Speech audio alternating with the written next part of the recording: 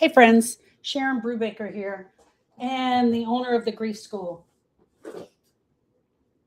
The Grief School is a private university and the place where healing begins. This is the place where I talk to you about grief, where I talk to you all about the things grief. And today I'm teaching a lesson on grief emotions. I thought it was so important for us to break it down. Break down what grief is and why we're feeling this grief. Why are we feeling the grief that we're feeling? And where is it coming from? And that's what I want to talk about today. I want to talk about these things so we can actually start as a community understanding grief. Understanding what grief is, why it feels this way, why grief feels this way in our heart.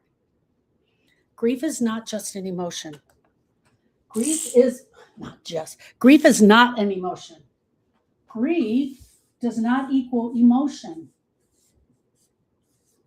There's no emotion called grief. There's a lot of times where people will tell you, oh, you're feeling grief. No, you're feeling an emotion, but that emotion is not grief. Grief is something that takes place over your entire body. Your entire body is feeling the grief. Your entire body feels the grief. Grief is not an emotion. Sadness is an emotion. Your heart might feel sadness, right? Your heart might feel joy. It might feel broken. It might feel anger. But grief, it does not feel. Grief takes over the entire body. And that's the part we need to talk about today. You may even feel joy. I said that here. Yeah, sometimes you can laugh on a grief healing journey. You can laugh. You can cry. You can actually enjoy a cup of vanilla ice cream. You can enjoy your space. You can enjoy a sunrise. You can see a sunset, think of your person, and absolutely enjoy it. Grief comes and it goes. The emotions come and they go. They move through your heart.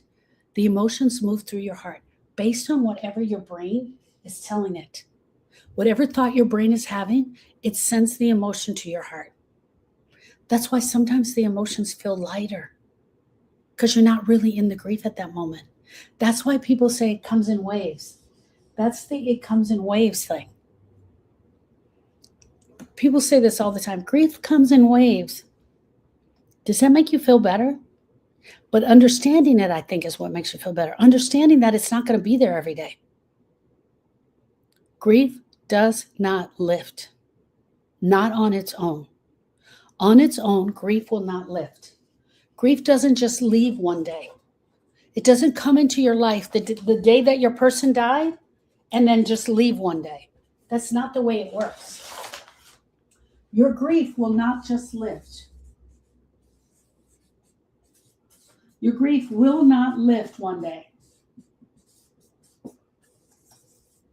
Oh, you're having a grief experience. So one day your grief's just going to go away just as this the way it came in. No. You got to do the work that grief takes to move the grief. There are people that come in their lives all the time. They're like, it's been 9 years. It's been 12 years. Because grief will not just lift one day. I left out the word not. Not with time. Not because you willed it away. Not because you cried it away. It's just not going to go anywhere. You, the griever, need to do your grief healing journey. The reason that grief is not just going to lift is because it doesn't come in waves the way emotions do. Emotions come in waves. Not grief. It's the emotions that you're feeling that's coming in the waves, not the grief. Grief is an experience. Your grief is an experience. It's a full body experience. It's a full body mind experience. It's a full soul experience. Emotions live in the feelings. When you are having the feelings, when you're allowing the emotions to be there, you are feeling them. But grief lives in the body. Your chest gets heavy. Your throat gets tight. Your stomach drops. Your legs feel heavy. They feel weak. And emotion can pass through you time and time again. What grief is doing, it's rewiring you. After a real loss, your brain actually changes. After a loss, your brain actually changes. And that's why I say all the time that you're forever changed. You will never go back to being the person you were before the loss. The way you process this information changes. The way you process grief changes. The way you see your future changes. The way you walk into a room changes. You're not the same person you were before the loss. And most importantly, and we need to understand this, time alone will not heal this. It doesn't equal heal. Time only passes. That's what it does. Time passes. But with real work, the grief will start to move. Time just passes. The grief stays right here where you left it. And it's waiting for you to come back.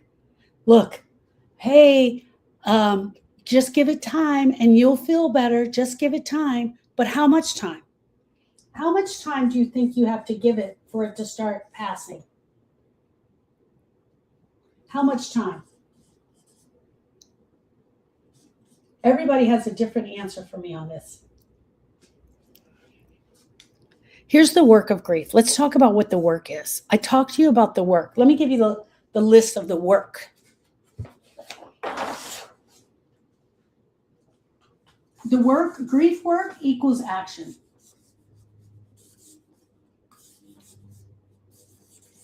What are the action steps? Number one, you have to name it.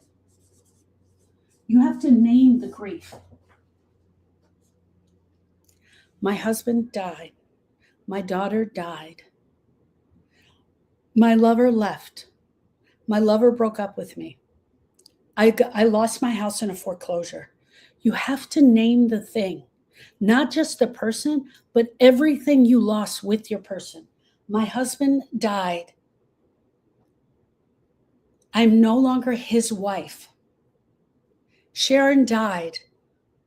Am I still her best friend? You've got to name it. I lost my best friend. You name the thing for you. What is the thing for you in the grief?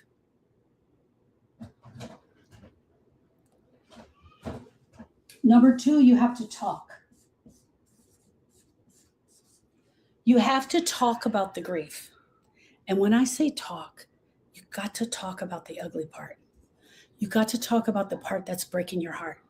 You got to talk about the part that you've never shared before. We do something called the story room at the grief school. It's every Thursday at 1 p.m. Central Standard Time.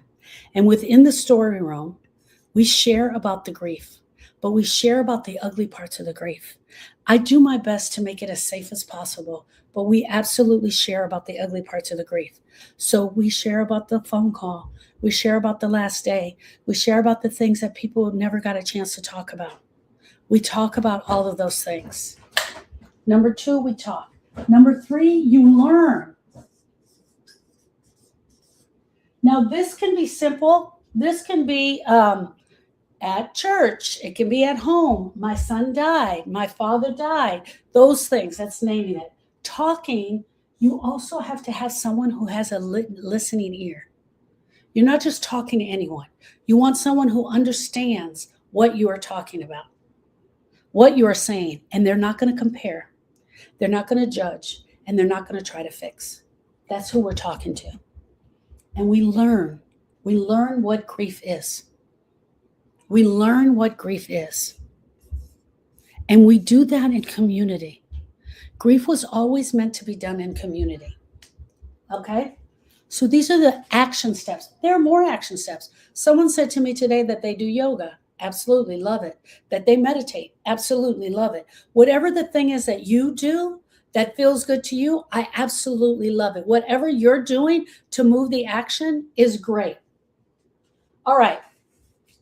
Here we go. There's seven things that I know for a fact that will change your grief. 7 things that will change your grief.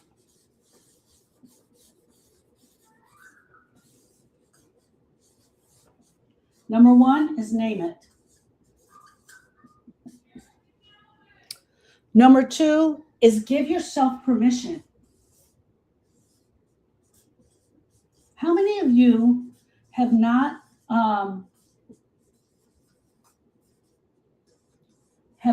given yourself permission to grieve? Have you given yourself permission to grieve? Did you know that this grief was not just in your head? It's also in your body. You have to give yourself permission to fall apart.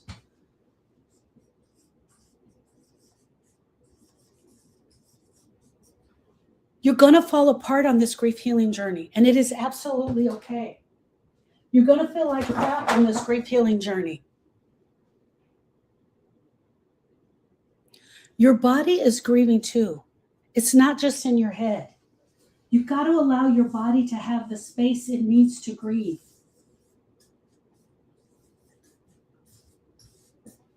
What grief is going on in your body?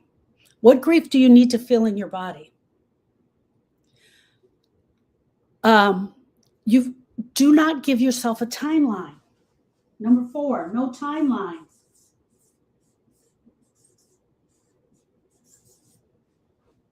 You have to name it. You have to give yourself permission to fall apart. Anywhere, the grocery store, the bank, the church, the office building, the doctor's office, give yourself permission. You're grieving. It is absolutely okay. Give your body permission to go through the grief. You might gain weight. You might lose weight. You might be sleeping all the time. You might be hungry. You might not be hungry. But don't add to that. You don't need to add the alcohol. You don't need to add the hours of scrolling. Don't give yourself a timeline. Stop letting people rush you, and you don't rush yourself. Well, I should be done with this in about 3 months. No, stop giving yourself a timeline. You got to give yourself community. You got to give yourself community and give yourself the space to grieve with others. Why is community important? Why is community important? Community is important for one reason, because there's going to be people on your grief healing journey that are ahead of you. They're just ahead of you in the grief. They understand what this grief is. They get it. They get the grief. They're going to be able to describe the grief better than what you're feeling. And you're going to hear them describe it, and you're going to be like, that's it. She's saying exactly what I'm feeling. Number 6, tell your story out loud. Your story. Your grief story. Give yourself permission to tell your grief story out loud to everyone. Anyone who will listen. The moment you say it out loud, is the moment that it starts to move. Friends, you got to talk about the grief. You got to talk about the grief. Say it out loud. And number 7, you have to complete the grief. And that is all of these things, all 7 of these things, I teach at the grief school. All 7 of these, I break them down bit by bit, and I teach all 7 of them at the grief school. And I'm going over all 7 of these on March 30th inside the Grieve That Shit webinar. Look, if you are tired of just surviving, that's the place you want to be. Grief is not just an emotion. I want you guys to write that down. Grief is not an emotion. Grief is not an emotion. Sadness, anger, emotions come and go. Grief is a full body experience. So let me show you the difference here. An emotion is a feeling that's being processed through our heart. Grief lives in the entire body. Your chest gets really heavy. Your throat closes. You can feel every bit of those emotions. Grief is not a mood. You're not in a bad mood. You're not in a bad mood. Every single one of us will have multiple grieving experiences throughout our life. Every single one of us. The longer we live, the more grieving experiences we will have. And you cannot think your way out of this. You cannot just think your way out of this. It's not a mood that you can change. Grief is not just taking up space in your body. It's not just here taking up space. Your grief is demanding to be felt. It's demanding to be heard, and it's demanding to be listened to. And when I tell you it's demanding, it is demanding. Grief emotions will pass with time, but if you don't process them all the way through, they just go dormant. Your grief is going to rewire you. It's going to rewire your entire body. After a real loss, your brain actually starts to change. The way you process information changes. The way you see your future changes. The way you walk into a room changes. You can be louder, you can be more boisterous, or you could be more timid. And I've seen both. You're not the same person you were before the loss. And I'm so sorry to tell you, you will never go back to being her. And if anybody tells you that don't worry, you're going to be the same again. You're not. Tell me, that mother that lost her child, you're going to tell her she's going back to being the same? You've been walking around wondering, how do you allow yourself to do this when you don't even feel the same anymore? Because you're not the same. Loss changes you. Look, I'm not saying that it changes you for the bad. That's not what I'm saying. I'm just saying you're going to see a different version of you. It's a transformation. After a loss, we all go through a transformation, a painful one. I know it's one that you never asked for. I know you never asked for this. I know you did not. And what has happened to you is not okay. But you will go through a transformation. Here's the one thing that most people get wrong in grief. They think that time will heal it. They think if they just sit and wait. But I need you to hear me, and I need you to hear me clearly on this today. Time will not heal this grief. Time only passes. The grief is going to stay right where you left it. If you set it down on the porch, when you come back to the porch, I promise you, girl, it's going to be there. 10 years later, when you come back, it's still there. If you never do anything with this grief, and you go back to your life, and you go back to acting like nothing has ever happened, I guarantee you this. You will be driving down the street, you will get a flat tire in your car, and you will lose your shit. And it has nothing to do with the tire, the car, or where you're at. It has everything to do with the grief coming out with the frustration. For a lot of us, what we do is we react. We react to every strong emotion. We react, we yell, we scream. We're so upset because we think that we're processing the grief that way. Or we get used to processing the grief that way. Grief will stay right where you left it until you do the work. I have sat with women who have had grieving experiences from 10 years ago. And 10 years ago, it's still there. It's just as heavy. Not because you're weak. Not because people told you that you need to wait or to just give it time, but because we never went after the grief. So let's talk about what the work is. What are the action steps? Naming the grief is an action step. Not saying I lost someone, or I lost Bobby, or I lost Susie. Not naming everything that goes along with it. That's why we have the story room.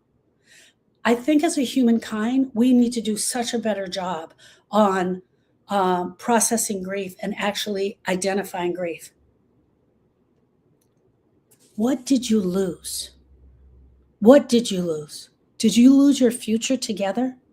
Did you lose the father who's going to walk you down the aisle? Did you lose the mom who was supposed to be there when you had the baby?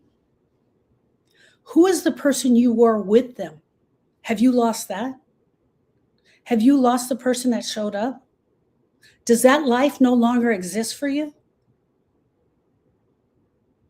And every single one of these needs to be grieved. They need to be grieved. And that's what I teach at the grief school. And most people only grieve the person that they lost. They think they're only grieving that person. No, girl, you're grieving her, you're grieving you, you're grieving your kids. You're grieving it all. You're grieving the life. You're grieving the life that that no longer exists. The actions are the things that you never got to say. Grief gets stuck in unfinished conversation. What about all the I love yous that never got to happen? What about the I'm sorries that never got to happen? And now it's too late. What about the goodbye that got cut off? All of that needs to be looked at. These words are still inside of you, and they are heavy. They are very heavy. And there is a way to finish these conversations. Even now that they are gone. And that's what I teach inside of completion. It's one of the most powerful things any grieving person can do. And I do the work inside a community, and I do it inside a community on purpose because you need other living grievers to sit beside you. You need your grief to be witnessed. Grief was never meant to be carried alone. You are not designed to process this level of pain in silence. Never. And if you take it inward and you go inside your house and you close the door and you plan to never come out, you will stay there. One of the worst things that we can do is suffer quietly. Perform just okay. Start keeping it together for everyone else. While the whole inside, you're exhausted. You're exhausted. Friends, I go live every day at 10 a.m. on TikTok, Monday through Thursday. I'm live here on the YouTube, Facebook group, teaching lessons, teaching about grief, helping you to move the grief, helping you to understand the grief so that you can move the grief. But I want to tell you about two things before I jump off. One, my name is Sharon Brubaker, and I'm the owner of the Grief School. The Grief School is a private university and a place where healing begins.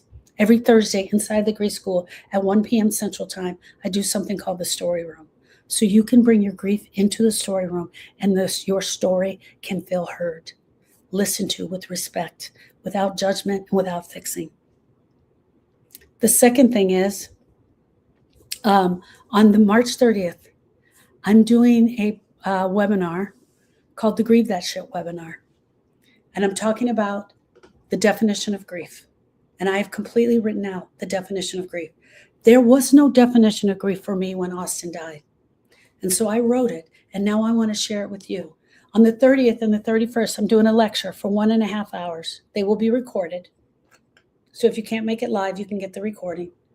On the 1st, on April 1st, I am doing a 2+ hour grief share where you can actually sit in the room and share your grief. Click the link that you're following me on here and sign up for the story room, sign up for the webinar. You're amazing. Thank you, friends. I'll be live on TikTok tomorrow and on Facebook tomorrow. I'll see you then. Mary said, that's me, 23 years from my dad, 18 years, and now it's being processed. Divorced 10 years. I just kept avoiding it. Thank you, Sharon. My heart to yours, Mary. My heart to yours. I can't even begin to imagine. Okay, friends, I love you all. I will see you in TikTok tomorrow and on Facebook tomorrow. Thank you, friends.